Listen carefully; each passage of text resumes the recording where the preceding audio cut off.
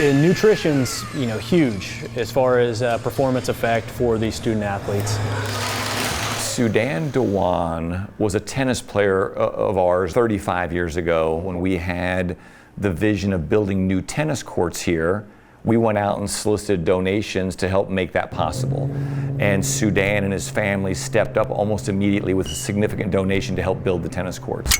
And then we cut men's and women's tennis as a program here. He very kindly, generously said, I'm willing to keep the donation, the family donation in place, if, Bob, you can give us an initiative that benefits, all of your student athletes, especially around health and wellness.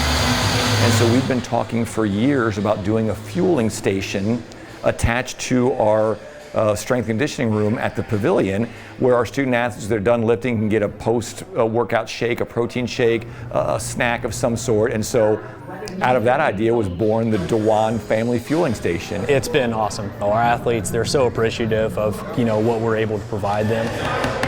Especially the returning athletes to see what we were doing before to what we're able to offer now.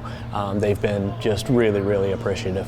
It's, I think, all part of the whole, excellence process and performance, and hopefully this is just going to play a small role in them achieving their goals as well. And allowing them to get a snack, get some protein, get some fruit right after a workout goes a really long way with the recovery process and obviously helping them gain the strength and the power that we're working on in here.